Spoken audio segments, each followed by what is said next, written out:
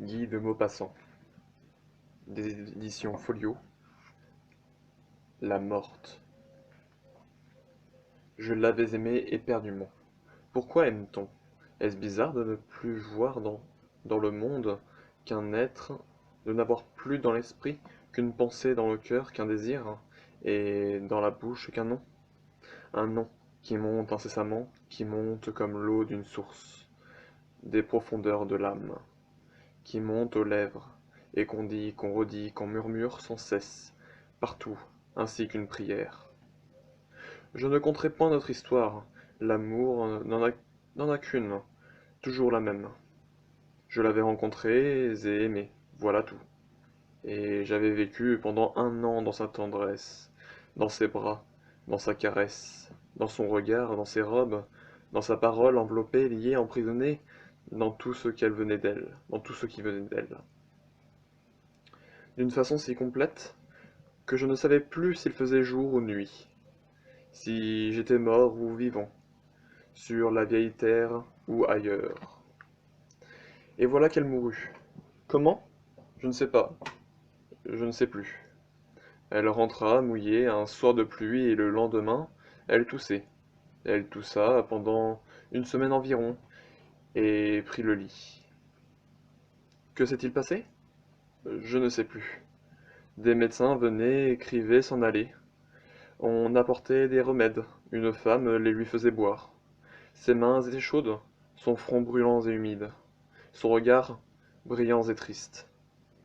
Je lui parlais, elle me répondait. Que nous sommes-nous dit? Je ne sais plus. J'ai tout oublié, tout, tout.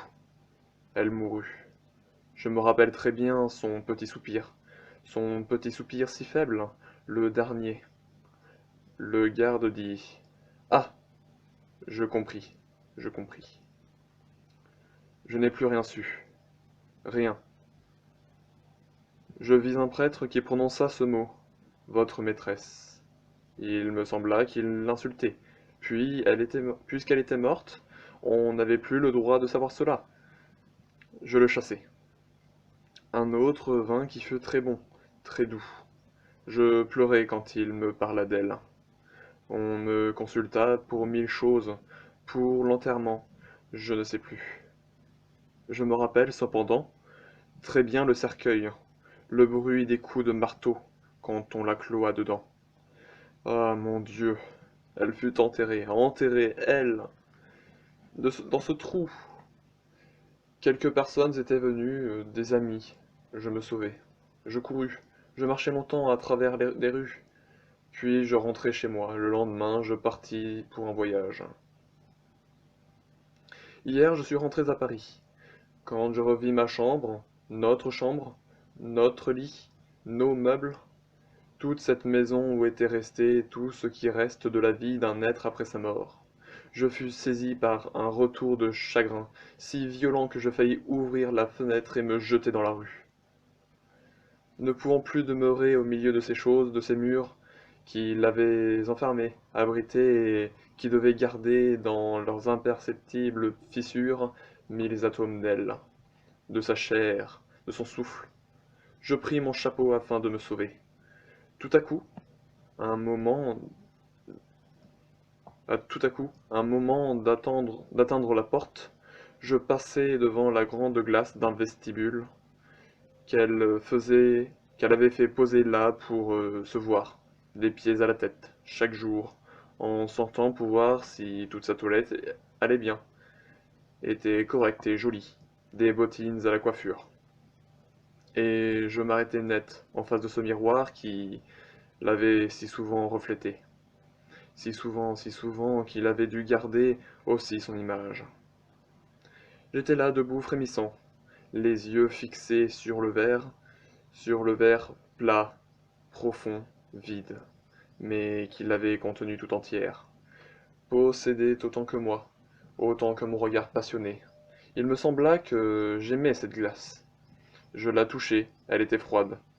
Oh, le souvenir, miroir douloureux, miroir brûlant, miroir vivant, miroir horrible, qui fait souffrir toutes les tortures. Heureux les hommes dont le cœur, comme une glace où glissait et s'effaçant, les reflets, oublie tout ce qu'il a contenu, tout ce qu'il a passé devant lui, tout ce qui s'est contemplé, miré dans son affection et dans son amour, comme je souffre. Je compris et malgré moi sans savoir, sans le vouloir, j'allai vers le cimetière. Je me trouvai sa tombe toute simple, une croix de marbre, avec ces quelques mots. Elle aima, fut aimée et mourut. Elle était là dessous, pourrie. Quelle horreur, je sanglotais, le front sur le sol. J'y restai longtemps, longtemps. Puis je m'aperçus que le soir venait. Alors un désir bizarre, fou, un désir d'amant désespéré s'empara de moi. Je voulus passer la nuit près d'elle, dernière nuit à pleurer sur sa tombe. Mais on me verrait, on me chasserait. Comment faire? Je fus rusé, et je me levai et je me mis à aérer dans cette ville des disparus. J'allais, comme elle est petite, cette ville à côté de l'autre, celle où l'on vit, et pourtant, comme ils sont plus nombreux que les vivants, ces morts. Il nous faut de plus hautes maisons, des rues tant de places, pour les 4 générations qui regardent le jour en même temps, boire l'eau des sources, le vin des vignes, et manger le pain des plaines. Et pour toutes les générations des morts, pour toute l'échelle de l'humanité, descendu jusqu'à nous presque rien, un chant presque rien. La terre les reprend, l'oublie, les efface, adieu. Au bout du cimetière habité, j'aperçus tout à coup le cimetière abandonné, celui où les vieux défunts achevèrent de se mêler au sol, où les croix elles-mêmes pourrissent, où l'on mettra demain les derniers venus. Il est plein de roses libres, de cyprès vigoureux et noirs, un jardin triste et superbe, nourri de chairs humaines. J'étais seul, bien seul. Je me blottis dans un arbre vert, je m'y cachai tout entier, entre ses branches grasses et sombres, et j'attendis qu'on prenait au tronc comme un naufragé dans une épave. Quand la nuit fut noire, très noire, je quittai mon refuge et me mis à marcher doucement, à pas lents, à pas sourds, sur cette terre pleine de morts. J'irai longtemps, longtemps, longtemps. Je ne la retrouvai pas.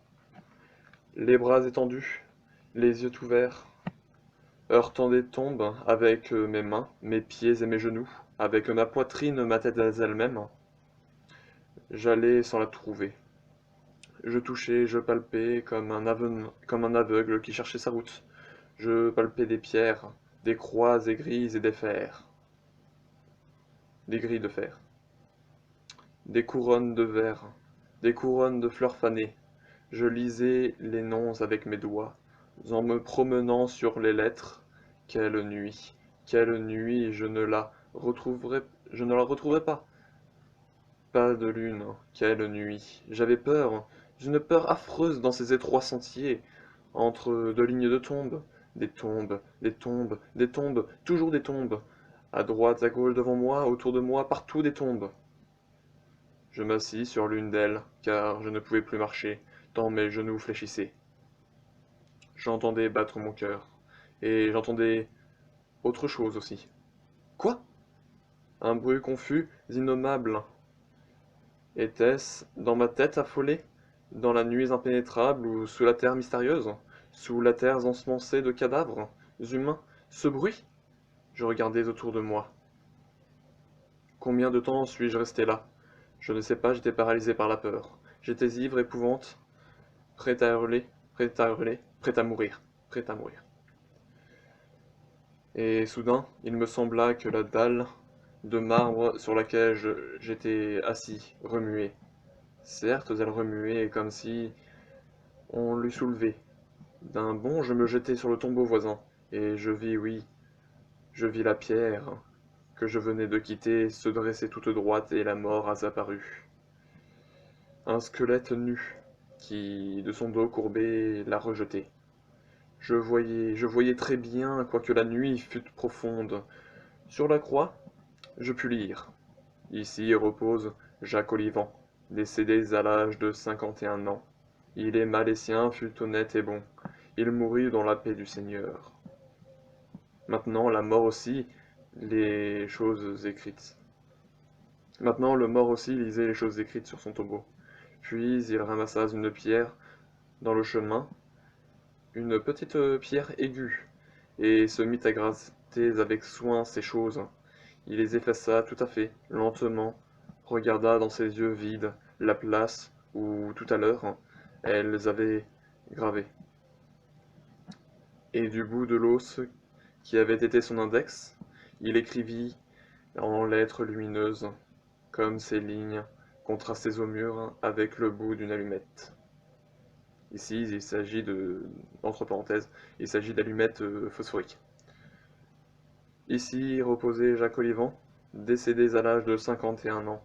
Il hâta par sa dureté la mort de son père, dont il était héritier. Il tortura sa femme, tourmenta ses enfants, trompa ses voisins, vola quand il le put, et mourut misérable. Quand il eut achevé d'écrire, le mort immobile contempla son œuvre, et je m'aperçus, en me retournant, que toutes les tombes étaient ouvertes, que tous les cadavres en étaient sortis, que tous avaient effacé les mensonges inscrits par les parents sur la pierre funéraire, pour y rétablir la vérité. Et je voyais que tous avaient été les bourreaux de leurs proches, haineux, déshonnêtes, hypocrites, menteurs, fourbes, calomnieux, envieux, qu'ils avaient volé, trompé, accompli tous les actes honteux, tous les actes abominables, ces bons pères, ces épouses fidèles, ces fils dévoués, ces filles chastes, ces commerçants probes, ces hommes et ces femmes, dits irréprochables. Ils écrivaient tous en même temps, sur le seuil de leurs demeures éternelles, la cruelle, terrible et sainte vérité, que tout le monde ignore ou feint d'ignorer sur la terre. Je pensais qu'elle aussi avait dû tracer sur sa tombe, et sans peur maintenant, courant au milieu des cercueils entr'ouverts, au milieu des cadavres, au milieu des squelettes, j'allais vers elle, sûr que je la trouverais aussitôt. Je la reconnus au loin, sans voir le visage enveloppé de suaire. Et sur la croix de marbre, où tout à l'heure j'avais lu « Elle aima, fut aimée et mourut », j'avais aperçu. Étant sortie un jour pour tromper son amant, elle eut froid sous la pluie et mourut. Il paraissait qu'on Il paraît qu'on me ramassa inanimé, au jour levant, auprès d'une tombe. Fin. C'était La Morte de Guy de Maupassant, lu d'après euh, l'édition Folio 2 €. Euh,